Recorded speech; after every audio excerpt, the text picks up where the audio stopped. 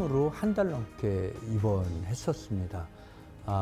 몽골에 이제 거기 장관님이 이제 문화부 장관님이 추청하셔갖고 허리가 그 전에 조금 안 좋아서 한 주사 그게 조금 센 거잖아요. 그게 3대를 맞고 갔습니다. 이제 귀국하자마자 바로 무너져갖고 병원을 전전하면서 수술을 하게 됐고, 갔다 귀국하면서 처음에는 휠체어, 그 다음에 이제 밀고 다니는 워커, 그 다음에 지팡이, 그리고 지금 이렇게 서서 여러분들하고 이렇게 강연을 할 수 있는 거가 어떻게 보면 정말 행복한 것 같아요. 한 달 넘게 천장을 바라보고 누워 있으면서 저는 참 많은 생각을 했습니다. 제 인생의 모토는 앞을 보며 사는 거지 뒤를 보지 않습니다. 저는 인터뷰 기사를 제가 본 적이 없고요. 제가 나오는 TV도 신문도 어떤 것도 본 적이 없습니다. 제가 일찍 거의 40년 가까이 전에 나는 이제 앞만 보고 살지 뒤를 보지 않겠다라는 그런 인생 철학을 가졌었습니다. 그래서 그 뒤로는 저는 많은 분들이 무한도전 얘기할 때도 저는 정말 보지 않았습니다. 그 정도로 또 뭐죠? 라디오스타 나온 거 저는 몰라요. 그 정도로 앞만 보고 살아왔는데 병원에 누워 있으면서 이제 조금 저 자신을 돌아보는, 내가 인생 살아온 거에서 좀 내가 여러 가지 인생을 살아가면서 선택의 그 기회가 있잖아요. 그 기회에서 내가 그냥 고집스럽게 밀고 나갔던 이것들이 과연 옳고 내가 잘 선택했는가? 이런 생각을 하면서 내가 만약에 이쪽 선택을 했으면 어땠을까? 뭐 이런 경우가 있습니다. 특히 이제 가장 후회됐던 부분이 이제 레이디 가가 처음에 막 대부에서 난리 날 때, 그때 거의 계약을 했는데도 제가 그때는 우리나라 김연아 선수 때문에 막 정신없이 바쁘고 제가 1년에 반 정도밖에 한국에 없는 생활을 한 20년 가까이 사는 것 같아요. 그러면서 이제 그걸 포기했는데 나중에 보니까 그게 세계 최초로 1억 부가 넘고 이런 거예요. 그래서 후회 조금 나중에 좀 됐고, 미국의 이제 그 가장 큰 대회가 뭐죠? 그 럭비 축구 대회. 네. 거기에 이제 중간에 뭐가 하죠? 세계 그 최고의 스타가 노래하는, 그때도 제가 정말 저의 옷을 좋아했던 그분이 이제 했는데, 그때는 이제 사이즈 문제가 있었고 제가 너무 바빠서 연구를 못하고 옷만 그냥 만들어서 보냈는데 못 입은 거예요. 그거에 대한 아쉬움, 이런 여러 가지 후회들, 또 과감히 에이전시에서 프랑스에서 이렇게 지원하는 거를 난 내 멋대로 내가 하고 싶은 대로 할 거야 그러고 그냥 그걸 파기하고 내 멋대로 또 막 했던 것들. 만약에 내가 그런 선택의 기회가 여러분들도 살아오면서 많을 텐데, 정말 다른 선택을 했다면 어떤 인생이 됐을까? 그런 것들, 후회를 저는 지난 거는 후회는 안 하는데 그때 한번 그런 생각을 한번 짚어보게 됐어요. 그래서 여러분들이 어차피 선택한 거 후회할 필요는 없지만 선택할 때 정말 다시 한번 깊이 있게 숙고하고 선택하는 게 좋을 것 같다는 생각을 합니다. 자, 일단 만나서 너무 여러분들 반갑고요. 제가 전주는 몇 번 왔었습니다. 여기 김성중 씨도 계신데 처음 온 거는 그때가 아니었나 싶고요. 그 10여 년이 넘었을 것 같은데, 최근에 온 게 2년 전에 여기 민속박물관인가 거기서 제 어떤 뭐라 그럴까, 만남이 있었습니다. 그때는 이생강 씨라고 대금 연주자의 최고의 권위자 그분하고 같이 했던 것 같아요. 저도 그분은 팬이었거든요. 제가 대학 때부터 그분의 연주를 너무 좋아했는데 거의 90대가 됐는데도 막 푸시업을 그냥 하루에 100번 이상 한다고 그러시더라고요. 그래서 놀랬고 그분을 직접 저도 본 거는 그날 저희 토크 콘서트였거든요. 처음이었어요. 그래서 올해 내가 그런 가슴에 좋은 분을 품고 있으면 언젠가 뵙게 되는구나 이런 거를 느꼈습니다. 그게 2년 전이었던 것 같고요. 5년 전에는 이제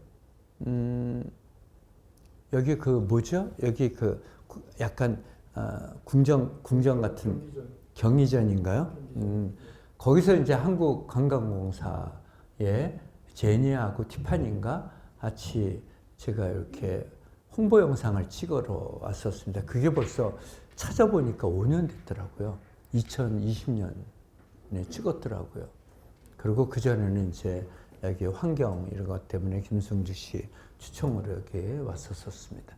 전주 워낙 우리나라의 2조 600년의 그 왕실의 후손들이 있었던 곳이고 저는 그런 전통 저는 전라도 아까 그 얘기를 기사 아저씨가 얘기해 주셨어요.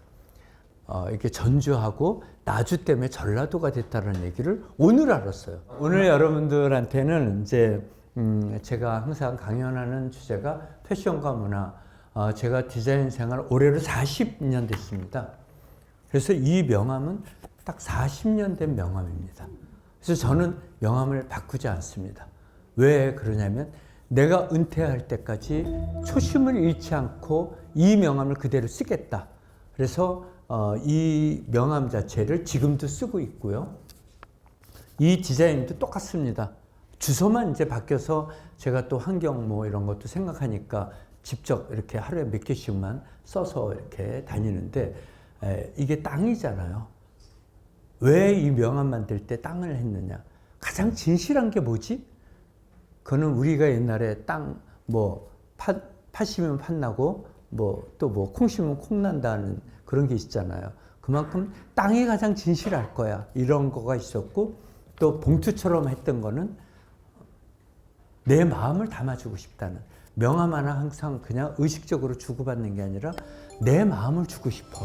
그 마음을 담아주는 봉투라도 이렇게 하려고 이 명함을 40년 전에 만들어서 이렇게 한 걸 지금도 쓰고 있습니다. 그래서 요거는 이제 주소가 바뀌어갖고 제가 쓰고 있는 거고 이 안에 하도 많은 분들이 명함이 없어요 이러시는 거예요. 지금이야 글씨 써서 이렇게 보이지만 전에는 글씨가 이제 거의 보이지가 않았기 때문에 이거를 그냥 봉투로 생각하고 명함을 찾으시는 거죠. 그래서 이 안에다가 행복하세요 이상봉을 쓰게 됐고 또 여기에는 명함에는 점자가 있습니다. 이거는 제가 한 23년 전인가 25년 전쯤에 인천에 있는 초등학교 시각장애 학교를 방문을 하게 됐습니다. 그래서 그때 이제 티셔츠 만들어주고 그리고 또 그 티셔츠에다가는 이제 불이 들어오는 거, 야광 불이 비치면 이렇게 색깔이 드러나는 그런 걸로 이렇게 해서 논아주고 식사 준비하고 그 학교를 방문했는데 여러분들이 시각장애 학교는 계단이라는 게 없습니다. 그리고 다 지금 손잡이로 해서 우리가 장애인들을 위한 그런 시설을 지금 여러분들은 가끔 건물 가서 보시잖아요. 그런 식으로 되어 있어요. 그래서 이제 한 2층에 올라가서 거기 학교에서 이렇게 안내를 해주는데 도서관을 가게 됐어요. 그 도서관에서 이렇게 한 학생이 책을 읽고 있는데 가서 저도 이제 뭔가 이렇게 구경하게 됐는데 이 학생이 읽고 있는 책을 저는 하나도 읽지 못하는 거죠. 그 안에 있는 모든 책들이 점자였기 때문에 저하고는 제가 읽을 수 있는 책은 하나도 없어서 꼭 외계에 뚝 떨어진 느낌? 그 친구가 이제 특별하게 보였습니다. 그래서 너 이 책 좀 읽어줄래? 그랬더니 이 친구가 이제 이렇게 하면서 저한테 책을 읽어준 거죠. 그래서 제가 이 점자를 한 거는 한 25년 가까이. 그 뒤로 그래, 누군가하고 또 소통, 같이 대한민국에 살면서 이들하고 소통하는 방법에 대해서 이것밖에 없구나. 그래서 그때 점자를 넣게 된 겁니다. 그리고 또 하나 제가 하는 거는 벌써 두 번째죠. 아까 미래만 보고 산다. 그 다음에 이거. 또 하나는 37살이라는 걸로 저는 평생 살겠다. 이 직업을 갖고 있는 한은. 그게 왜 그렇게 됐냐면 제가 37살 때 되게 방황을 했습니다. 해외 나갔더니 너무 천재들도 많고 내가 너무 작아진 거예요. 내가 과연 이거를 계속 해야 될까? 이런 고민을 한 달 가까이 이제 하게 됐었습니다. 근데 그 고민을 계속 하면서 실은 저 스스로 제가 거기서 벗어날 수 있었던 거는 부족한 저 자신을 인정하자는 거였어요. 내가 내 스스로의 모습은 이건데 내가 너무 자꾸 천재들과 더 위대한 사람과의 비교를 하다 보니까 내가 의욕이 없어지고 내 스스로 포기하게 되는 겁니다. 그래서 그때 저는 나 자신을 알자. 그리고 나를 사랑하자였습니다. 가장 중요한 건. 나를 사랑하고 나니까 남들한테도 질투가 그냥 충분히 이제 받아들이게 됐고 저를 다시 이 직업에 지금 40년 패션 디자이너로서는 지금 45년 된 거죠. 제가 이 일을 아직까지 할 수 있었던 거는 그 37살 때 나 자신의 나이를 이제는 37으로 살 거야. 이 경험, 나를 인정하고 사랑하는 이거를 그대로 유지하겠다라는 게 저를 지금까지 지켜준 힘이라고 생각합니다. 자, 그 세 가지가 제 인생 모토였습니다. 일단은 저 자신을 먼저 여러분들한테 얘기하고 싶어서 했습니다. 그리고 패션과 문화는 제가 오래전부터 문화를 가지고 세계에 파리에 특히 먼저 알리면서 근데 제가 위대해서가 아니라 저 자신이 부족하기 때문에 우리 걸 찾았는지도 모릅니다. 그리고 이왕 내 돈 내고 한글 한 것도 마찬가지예요. 내가 그 문화체육관광부에서 우리나라 각 문화계 인사들, 저 패션은 저였지만 영화, 그다음 음악, 각 문학 장르별로 한 분씩 해서 회의가 있었습니다. 그게 한국과 프랑스의 수교 120주년 때문에 그렇게 된 겁니다. 그때 가서 저는 당연히 패션은 프랑스가 중심이었기 때문에 내가 파리에 도전을 했지만 다른 문화도 그런 프랑스랑 대한민국의 이런 격차를 느낄 수 있었어요. 그분들을 통해서. 그분들은 한국을 대표하는 또 다 그 분야의 최고의 한 분이었기 때문에 그때 이제 제가 그런 생각을 했었죠. 오기를 갖게 됐습니다. 자, 이왕 내가 내 돈 갖고 하는데 우리 문화 갖고 한번 해보자. 그러면서 찾았던 게 그 전에는 제가 한번 하긴 했었죠. 몇 년 전에 파리에서 우리나라를 뭔가 표현하고 싶었는데 그때는 뭘 찾았냐면 가장 오래된 역사가 뭐지? 그럼 불교도 이제 2000년 좀 넘었는데 더 오랜 우리는 5000년의 역사를 얘기하잖아요. 그러면 그거는 어디에 남아 있을까? 그거는 저는 하나의 약간 여러분들 샤머니즘이라고 생각했었습니다. 그냥 전통적으로 우리 민간에 계속 이어져 내려오는 그래서 그때 주제는 샤머니즘이었거든요. 그러면서 뭐 한복이라든지 아니면은 뭐 솥대를 꽂아놓고 파리 루브르지에서 쇼를 한다거나 그랬다가 이제 그 수교 행사를 하면서 좋아 다시 한번 꺼낸 게 한글이었습니다.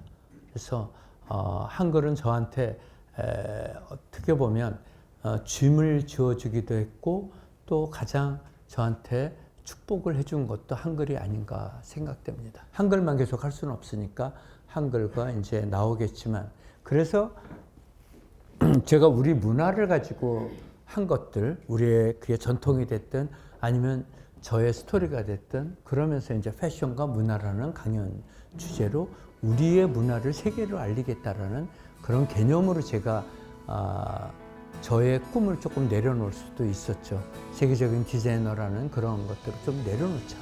그리고 내가 이 많은 사랑을 받았는데 이 사랑을 돌려주는 거는 이거를 세계로 알리는 거야. 그래서 이제 한국의 문화를 패션에 접목해서 알리기 시작했습니다. 먼저 이상봉 소개 영상 한번 보겠습니다. 네, 이거는 제가 시작하기 전에 옷입니다. 1984년도 제 브랜드. 이때도 태극기로 한 거 보고 깜짝 놀랐습니다. 제가 84년도. 이거는 한글 할 때니까 한 20여 년 전. 이건 제 파리의 첫 쇼입니다. 옷을 5년 동안 팔다가 아까 그 스타트 하신 분이 만 60세 된 분을 제가 스타트를 했습니다. 인생을 거꾸로 돌리자. 그런 주제였습니다, 이거는. 그래서 여기 보시면 시계 이런 게 있잖아요. 시간을 난 거꾸로 돌리고 싶어. 뭐 이런 거였고요. 근데 이거는 아까 샤머니즘 얘기했었죠. 이게 이제 한복을 현대화해서 이렇게 저게 한복 원단이거든요. 저 세워놓은 거는 솥대고요. 이게 루브르 지하에 있는 겁니다.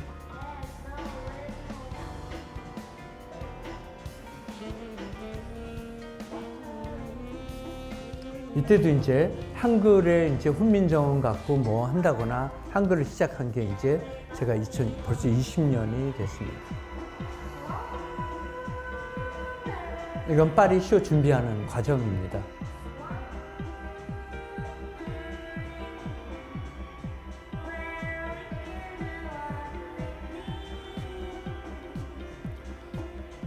이건 이제 프랑스의 왕비와 왕의 사랑, 이게 이제 한글을 하게 된, 저렇게 제가 한글을 번복할 줄은 상상도 못 했었습니다.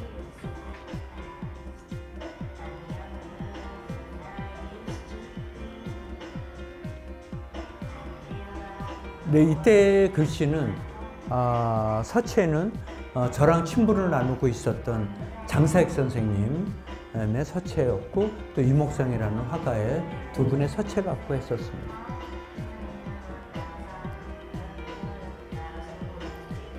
이거는 이제 건축적인 요소를 가지고 도입했던 겁니다. 이건 호랑이의 이제 그런 문양, 민화를 가지고 이제 좀 했었던 겁니다. 근데 이거는 뭐 리안나는 여러분들이 좀, 리안나 레이디 가가가 제 옷을 되게 좋아해서 이제 이것들.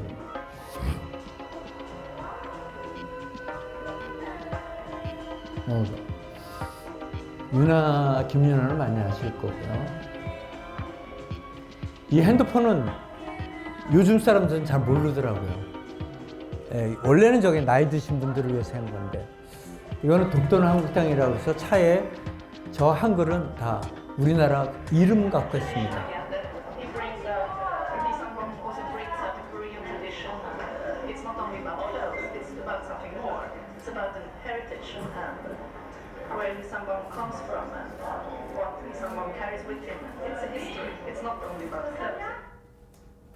네, 이거는 단청을 가지고 했었던 겁니다. 이때는 파피니언주를 제가 파리 5명 멤버를 데리고 가서 하나의 도깨비 같은 단청, 경복궁이 불이 나고 뭐 이러면서 이제 그때 그랬었잖아요. 약간 말기 때 그런 이미지를 좀 닮았던. 그리고 저렇게 단청을, 여기 춤추는 게 파피니언주인가 친구들. 이거는 제가 무궁화를 테마로 했었던 겁니다. 지금 무궁화 문양을 좀 현대적으로 수교 행사를 제가 참 많이 했었습니다. 그래서 각 나라를 다니면서 우리의 태극기, 우리의 꽃을 좀 패션에 접목한 것들이 없어서 좀 무궁화를 가지고 좀 했었습니다. 그리고 제가 파리를 조금 매장을 뉴욕에다 오픈하면서 뉴욕 맨하탄에서 이제 쇼를 파리에서 뉴욕으로 제가 옮기게 됐습니다. 이거는 세월호에 대한 테마를 갖고 쇼를 했었습니다. 아이들을 하늘 가는 길이거든요. 하늘로 좀 이렇게 올려가겠다. 다 사연이 있죠. 학부모가 저를 찾아와서 같이 2시간 동안 펑펑 울면서 시작했던 겁니다.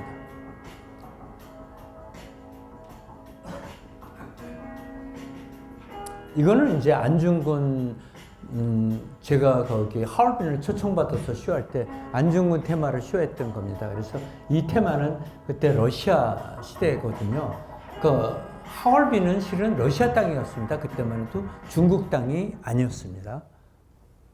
이거는 제가 여러분들이 구스타프 크림트랑 제가, 크림트 하면 뭐죠? 키스잖아요. 콜라보 했었습니다. 그래서 300주년 쇼를, 이거는 거의 그 오스트리아에서 가장 큰 수입원이 여기 왕궁입니다. 박물관입니다. 여기서 700명을 초청해서 야외에서 이런 쇼와 파티를 먼저 1시간 반 정도 합니다. 그리고 이렇게 디너쇼를 하고, 그리고 쇼장으로 바로 옆에 쇼장을 따로 만들었어요. 정말 대단한, 과연 내가 이런 쇼를 할 수 있었을까 할 정도로 큰 쇼를 했고요. 저 옷들이 다 종이로 만든 옷입니다.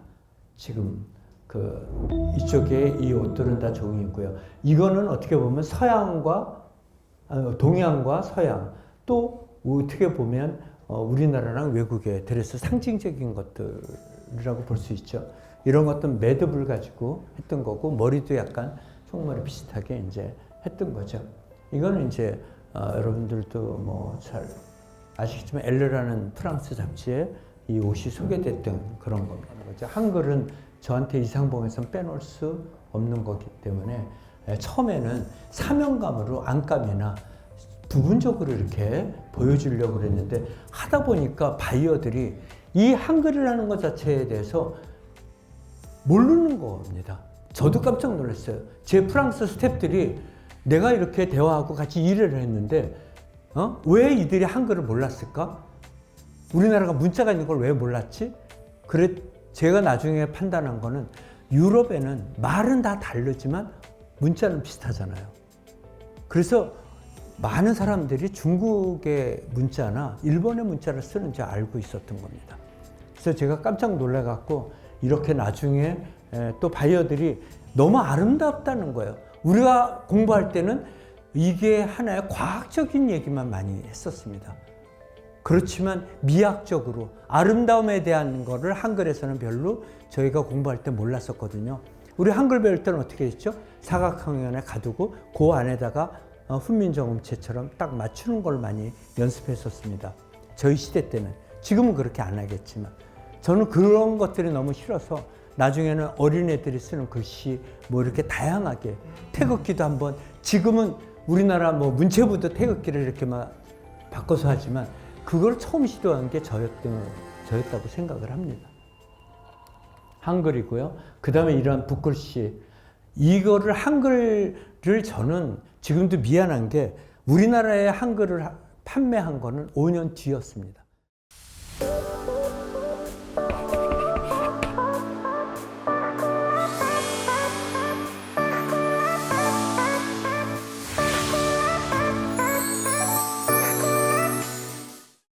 이제 그때는 먹물과 한글, 이게 이제 뭐 천지인 뭐 그런 뜻으로 서예가가 직접 파리 가서 하게 됐던 겁니다. 비녀도 여기에 머리 꽂는 거잖아요. 저는 과감하게 이렇게 옷걸음에 이렇게 여미는 대신 비녀를 꽂거나, 생각에 조금만 바꾸면 우리는 어떤 새로운 거를 만들어낼 수가 있습니다. 그리고 이제 아까 제가 한글 한 뒤에는 한글 플러스 하나 이런 식으로 한다고 그랬잖아요. 이제 이건 가구하고의 접목이었습니다. 그래서 이때 이제 자개를 한다거나, 이제 문짝 이런 데 많이 있었잖아요. 가구나 대문 이런 걸 가지고 제가 이제 한글하고 또 하나씩 추가하게 된 거죠. 그 다음에는 이제 자수. 뭐 이거는 요즘에 TV에 친구가 많이 나오는데, 이때만 해도 신인 따라 파리 막 도전했을 때입니다. 이름 아시는 분? 네, 한혜진 씨입니다. 이때만 해도 이제 젊어서 파리에서 하고, 저는 이 쇼는 왜 기억에 남냐면, 이 쇼 기획한 거는 제 누님, 제 누나가 학교 갔다 오면 이제 자수. 옛날에 우리가 수출할 수 있는 거는 여자들의 머리 가발. 우리나라 참 여자들 때문에 제가 볼 때는 우리나라가 먹고 살았던 것 같아요. 못 살 때. 여자들 뭐 이렇게 보면 우리 어렸을 때는 머리 사요, 머리 사요. 그건 뭐예요? 여자들이 긴 머리 해서 가발 만들려고 그랬던 가발 공장. 그런 것들이 그 다음에 자수였습니다. 그래서 우리나라 대통령도 외국에서 누가 손님 오면 자수로 된 거를 선물하고 그랬습니다. 그래서 저는 그 누나 기억이 났어요. 자수하던. 그래서 이때는 요거는 이제 국화수인데 한글은 항상 또 하지만 이 자수를 했었습니다. 그리고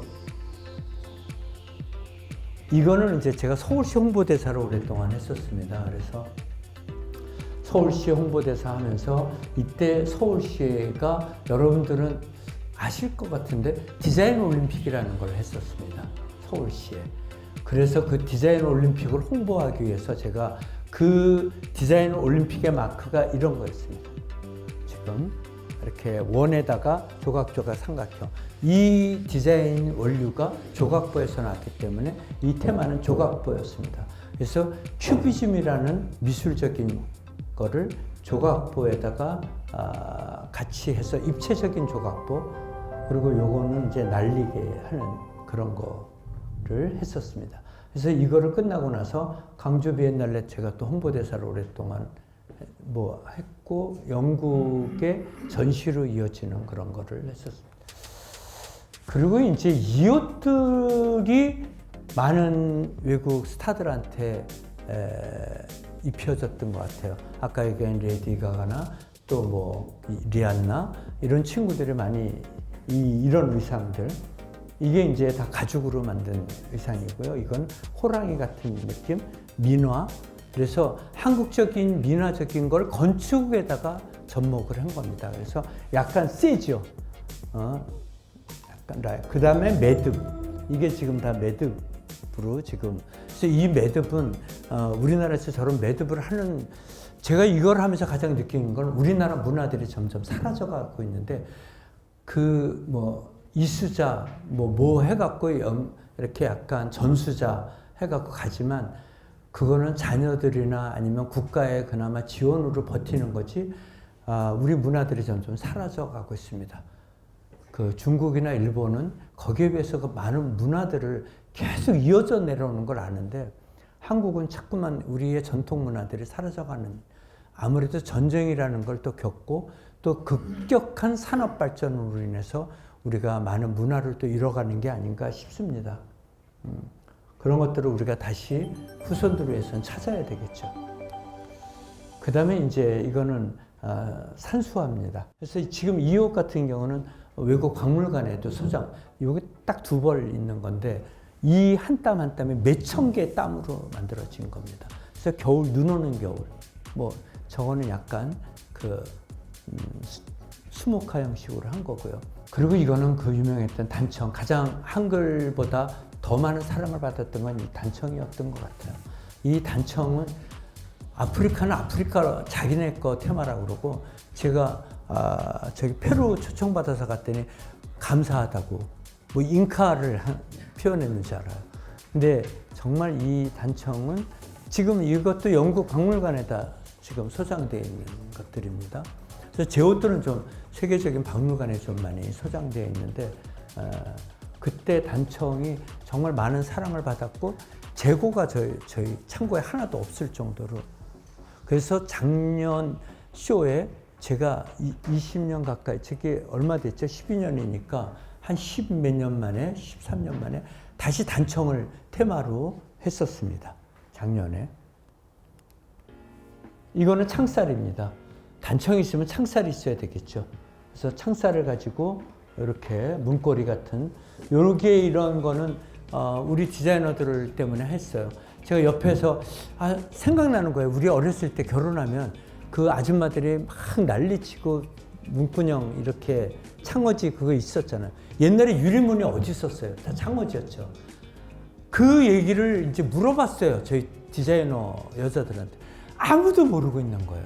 그래서 야, 우리가 이거 몇백 년이 이어져 내려온 역사를 한번 내가 담아서 지금 그렇기 때문에 저도 이런 얘기를 할 수 있는 거죠. 예, 그 다음에 무궁화, 제가 수교 행사를 많이 다녔습니다. 근데 제가 그 스위스 갔을 때 거기에서는 그 도시에 갔는데 가게마다 그 나라의 국기가 있는 거예요. 그때 저는 하나를 그래도 한국을 대표하는 디자이너로서 그런 수교 행사를 다니는데 우리 그러면 태극기 갖고 뭐 했어? 아니면 우리 무궁화 갖고 뭐 했어? 이런 저의 그때 한글 했던 그런 마음으로 또 생겨서 좋아.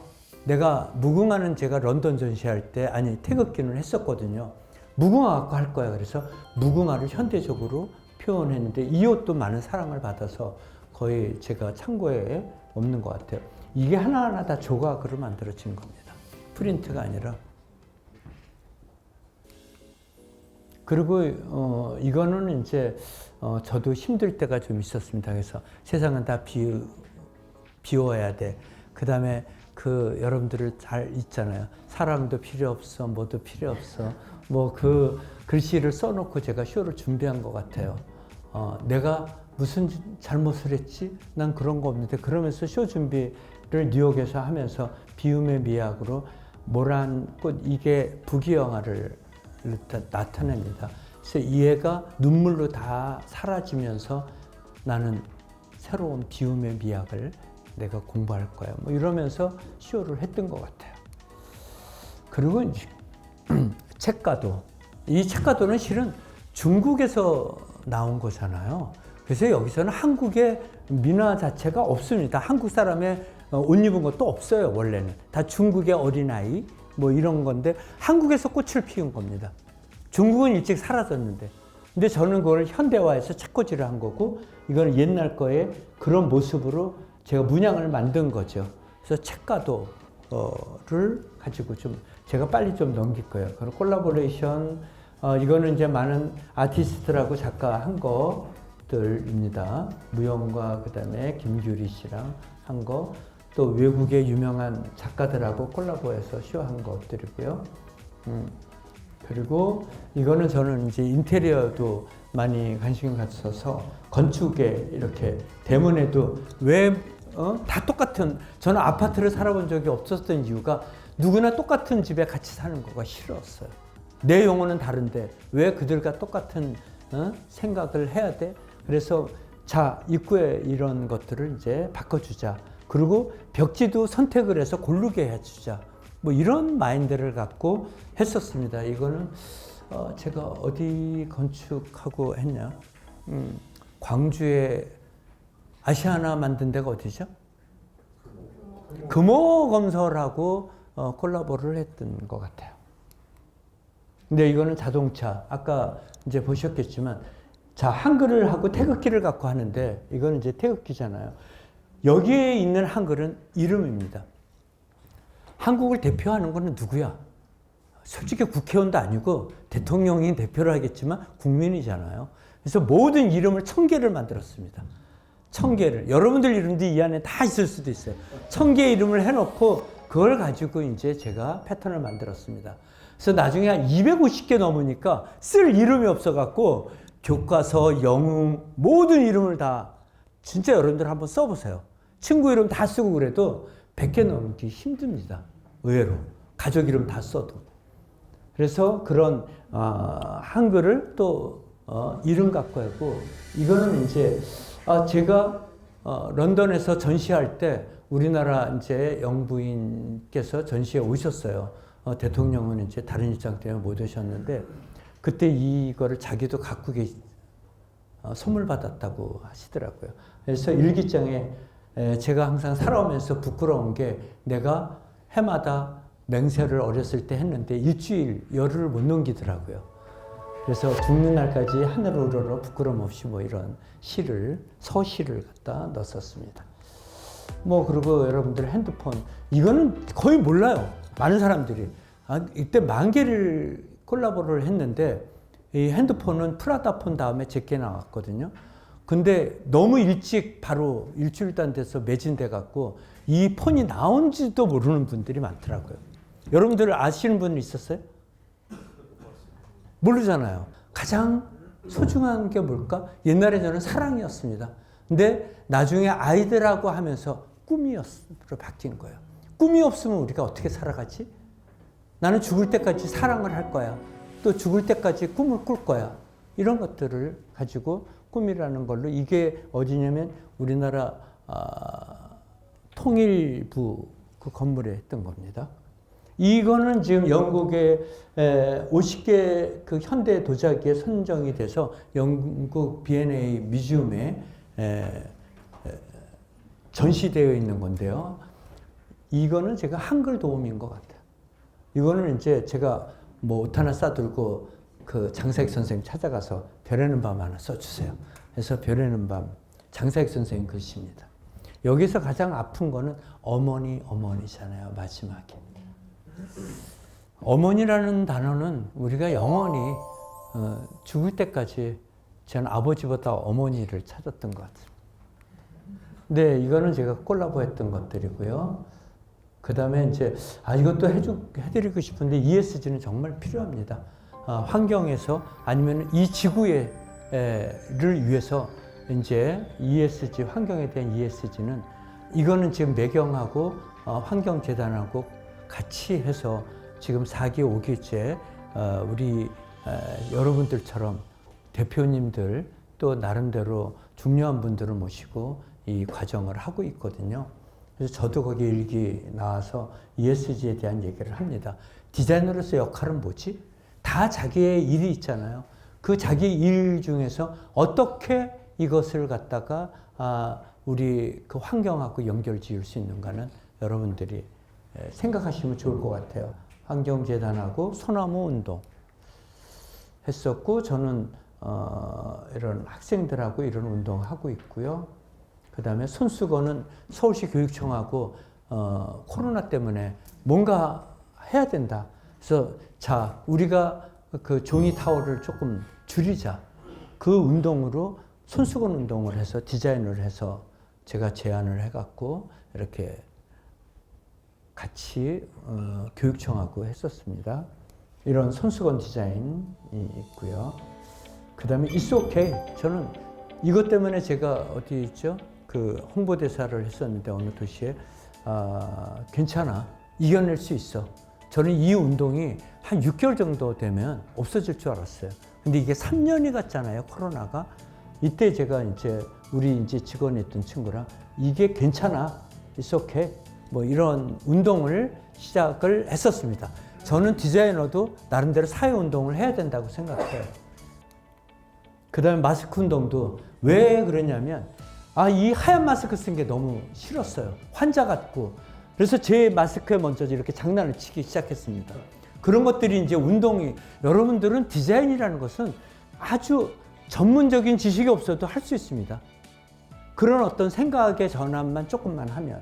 그래갖고 이제 이것이 어느 중앙일보인가 해서 많은 연예인들이 동참하게 되고, 그래서 자, 우리 마스크에다가 저는 하얀 거를 좀 탈피하자. 이런 운동을, 마스크 운동을 전개도 했었습니다. 그리고 그들과 이제 아티스트들이 모이지 못하겠잖아요. 우리는 그러면 죽어, 예술가들은. 그래서 모델, 몇 명씩만 딱 하는 거죠. 모델, 사진, 영상, 한 5, 6명만 해서 촬영을 하면서 우리 이렇게라도 버티자. 그래서 이런, 그 대신 이거는 누구도 공유되는 거야. 모델은 모델인 네 거 마음대로 써. 사진하는 사람 사진하는 사람 마음대로 쓰고, 디자이너도 마음대로 쓰는 그런 어떤 운동을 같이 좀 했었습니다. 코로나 때. 그래서 여기 같이 참여했던 모델들이고요. 이것도 이제 그때 참여, 이때는 텅 비었죠. 우리 도시가 텅 비어 있었습니다. 저도 이때 코로나 때문에 뉴욕 매장을 철수했습니다. 사회적 책임, 사회에서 발생하는 문제를 외면하지 않고 해결하기 위한 목소리를 내고 사회 공헌에 임하지않은 그런 생각을 여러분들의 자리에서 충분히 할 수 있다고 생각합니다. 이거는 이제 제가 세월호 이때도 하게 된 거는 방송국에서 취재 왔는데 한 2주밖에 지나지 않았어요. 근데 그 친구가 학부모가 가져온 사진이 그 아들이 꿈이 디자이너였어요. 그래서 학교 졸업하면 유학 갈 꿈을 꾸고 디자인을 막 해놓은 거를 보여주는 거예요. 그래서 저는 그 디자인 중에 하나를 골라서 제가 옷을 만들고 라벨을 그 친구 이름으로 라벨을 제 이름하고 섞어서 콜라보 한 걸로 해서 어머니한테 드렸죠. 그래서 펑펑 같이 울면서 내가 이걸로 끝나나? 아니야. 이들이 많은 친구들을 하늘로 좀 내가 어떻게든 한번 내가 할 수 있는 건 뭐가 있을까? 디자이너로서 하늘 가는 길 해갖고 이거를 뉴욕에서 이제 이런 쇼를 했었습니다. 이거는 이제 국가 수교 행사들을 제가 참 많이 했었고요. 처음 한 게 20여 년 전에 인도랑 했던 것 같아요. 뉴델리 가서. 이거는 이제 제가 학교 이제 이런 거를 하고 있습니다. 올해가 10년째 되는데, 고등학교 콘테스트를 제가 팬레터를 상당히 많이 받았습니다. 어떤 때는 너무 미안한 거예요. 한국에 없는데 막 편지들이 많이 와 있고, 그래서 이들을 하기 위해서 제가 교보문고를 갔었어요. 제가 교보문고 디자인을 했었거든요. 거기 유니폼이나.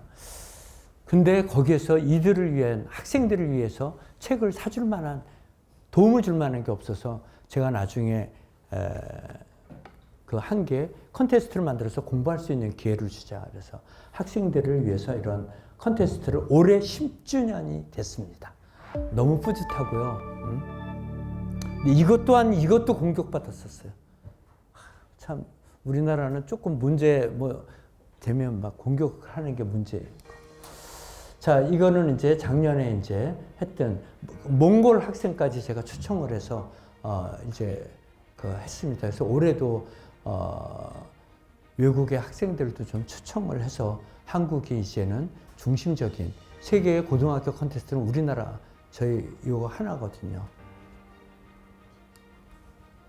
그리고 저는 이제 아까 이제 잠깐 여기 대표님하고 얘기했지만 제가 이제 그 독도에 가서 저희 교육감을 만나갖고 17년 전부터 제가 다문화 어린이들을 위한 자선 행사를 해왔었습니다. 근데 이제 그 행사에 10주년 때 이동국이가 출연하는 프로가 있었어요. 그걸 와서 보시고는 바로 이걸 꿈토링을 만들어서 지금 올해 4년까지 했었고 올해 5년째 이상문 디자이너와 함께하는 꿈토링은 뭐냐면 다문화 가족이죠. 꿈을 멘토링하는 겁니다. 그래서 여기에는 패션, 모델, 또 하나는 뮤지컬 반도 축제처럼 해보자. 아이들이 실은 처음에는 서먹서먹하고 약간 소외된 계층이잖아요. 여기서 어울리지 못하다가 얘네들이 한두 달 지나고 나면 정말 친한 친구가 돼서 너무 놀랬다는 거예요. 얼마 전에 어느 방송에 그분이 자기는 촬영하면서 그거 보고 너무 놀랬다. 아이들이 그렇게 잘 어울리는 거에 대해서 놀랬다는 얘기를 들었거든요. 이들이 학교는 가기 싫어하는데 여기는 토요일마다 수업할 때는 먼저 일어나서 짐 챙긴다고 그래요. 이걸 만들게 된 동기는 제가 신대방동에서 태어나서 자랐고 거기 교장 선생님한테 애환을 들으면서 다문화가 우리 사회에 이제 앞으로 상당히 문제가 되겠구나 하는 걸 느껴서 했었습니다. 지금 되게 어떻게 보면 중요한 사회적인 문제이기도 하고 문화적인 문제이기도 합니다. 저는 이제 한복하고 이미지를 가지고 한 것들은 몇십 년 됐겠죠. 한 30년 넘었을 겁니다. 그리고 아까 종이 갖고 한 거는 거의 40년 전에 종이 갖고 만들어진 게 제 책꽂이에 거기에 옛날에 이제 다 모든 옷을 종이로 만들었었거든요. 왜냐면 디자이너는 도전을 하고 그 도전을 하면서는 여러 가지 실험을 해봅니다. 근데 그것 때문에 제가 전주에 실은 예전에 정말 오래전에 처음 내려온 게 전주 여기 한지 뭐가 있을 겁니다. 그래서 내려왔다가 그거를 한번 이용하려고 전주 한지 갖고 하려다가 힘들었던 게 가격의 경쟁력에서 힘들었었고요. 그래서 그때 좀 포기했던 게 지금 생각해도 조금 아쉽기는 하고요. 만약에 이 종이 갖고 그러면 패션하고 접목하는 건 어떻게 할까에 대한 고민은 끊임없이 저도 하고 있고 기회가 된다면 한번 전주에서 또 그런 기회를 만들어 보고 싶어요. 여기 뭐 디자이너들하고 함께. 그 다음에 한복의 문제는 지금 우리나라가 하나의 맞춤복 시대고 이런 얘기도 들었어요. 한복 디자이너처럼 단합 만드는 건 없을 겁니다. 그것은 다 맞춤복이기 때문에 그래요. 거의. 근데 지금 맞춤복도 없어지죠. 맞춤복이라는 건 뭐죠? 고객이 이 사람이 여기서 맞췄다가 우리는 기성복, 패션은 기성복이니까 마음에 안 들면 저기 백화점 가서 사고 이렇게 할 수가 있지만 실은 한복은 그렇지 않잖아요.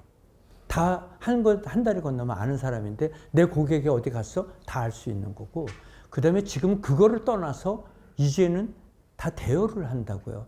나는 근데 그 대여를 하는 건 저는 외국인들한테 대하는 건 긍정적이에요. 그래서 우리나라 문화를 체험하는 거잖아요.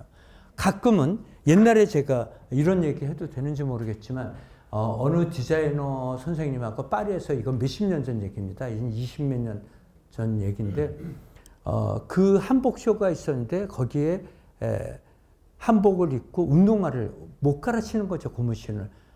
근데 저는 그걸 신선하게 봤고 그분은 난리가 난 겁니다. 근데 가끔은 한복 전통하신 분 3대째 오셨다는데 그게 파괴라고 생각하는 사람들이 어른이 있었어요. 제가 아까 샤머니즘 할 때는 한복 갖고 비키니도 만들고 저 한복을 해체해서 만든 것도 있습니다. 그 옷들이. 그때 젊은 디자이너들은 너무 좋아했어요. 선생님 때문에 새로운 거를 찾게 됐다고. 근데 그들은 선생님, 자기네 선생님 또 그 사부라 그러죠. 옛날에는 제자, 선생님 있고 제자로 한복을 배웠거든요. 너 전전긍긍하는 거를 저는 봤습니다. 왜 너 한복을 망쳐? 그렇지만 시대는 우리가 지금 이 건물이 지금 옛날 이조시대 때 건물인가요? 아니잖아요. 우리 생활 환경이 밥솥이 우리 옷이 다 바뀌어 있는데 한복도 나름대로 시대적인 걸로 변화를 중국도 변했고 일본도 기모노를 전통을 갖지만 나름대로 또 변화도 가는데 한복은 참 애매한 거가 있는 것 같아요. 실은 한복도 변해온 거잖아요. 우리가 여러분들이 그 조끼 같은 건 없었습니다. 한복에 원래. 그 언제 일제시대 때 나온 걸 겁니다. 개화기 시대 때. 그리고 주머니, 포켓, 안에 이런 거 없었습니다. 옛날에는 이거 그냥 큰 저게 이게 포켓이었죠. 그런 변화를 인정을 해야 돼요. 저는 여기 콘테스트에 고교 콘테스트에 한복이 주제를 항상 있습니다. 한글, 한복, 한국적인. 왜? 이게 결국은 우리나라를 지키는 힘, 문화적인 힘인데 그들이 생각하는 한복은 여기에 보면 다 다릅니다. 지금 젊은이들이 생각하는, 학생들이 생각하는. 그래서 지금 그거를 어차피 우리가 현실을 받아들이고 그 현실을 어떤 식으로 지원만 갖고 할 수도 없는 거고 자, 이 고객하고의 이 관계를 어떻게 할 건가. 지금 제가 볼 때는 저는 청담동에 있는데 거기가 다 또 드레스거리고 한복도 이제는 렌트를 한단 말이죠. 결혼식도 옛날엔 최소한 결혼식은 맞춰 입었어요. 근데 이제는 결혼식 때도 한 번 입는 거 왜? 뭐 이러면서 또 이제 대여하는데 이런 방법에서 지금 어떻게 현대적인 우리가 일상에서도 입을 수 있는 한복을 아니면 파티에서라도 입을 수 있는 한복을 만들어 갈 것이냐에 대한 고민이 좀 있었으면 좋겠어요. 그래서 지금 진주 같은 데서는 그래도 아직까지도 실크로 한복 기지를 짜고 있는데 3분의 1밖에 안 남았어요. 옛날엔 100몇십 개의 그 원단을 짜는 공장이 있었는데 지금은 몇십 개 남아있지도 않고 한복 짜는 게는 10개나 될까? 그 정도로 수요가 없다는 얘기잖아요.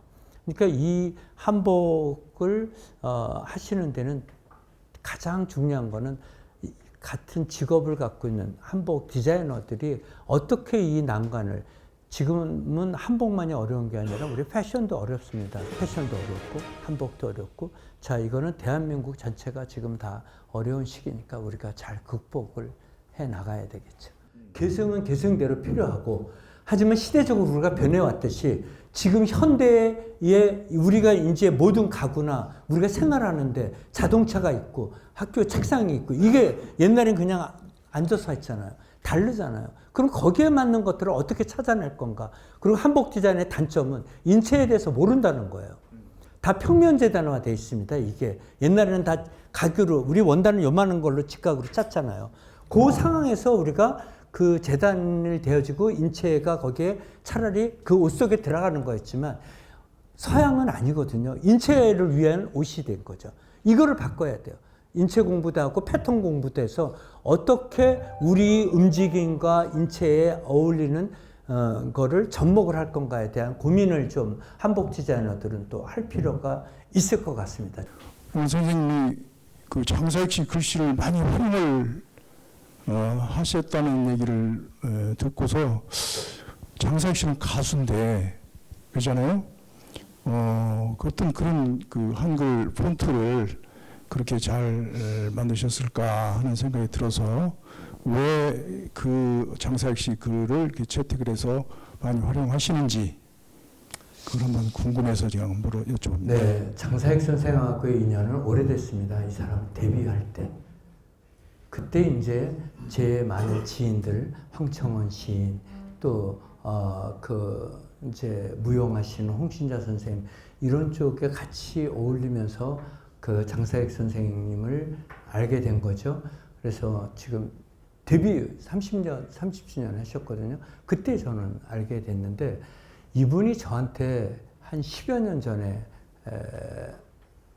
아니지 20년 가까이 됐네요. 그 제가 쇼에 초대를 했었습니다. 서울에서. 그랬더니 내가 뉴욕을 가게 돼서 아까 그 처음에 시작한 게 그 편지입니다. 뉴욕을 가게 돼서 쇼에 못 가게 돼서 미안해. 이분은 한글로 이렇게 편지를 써주는 그런 습성이 계세요.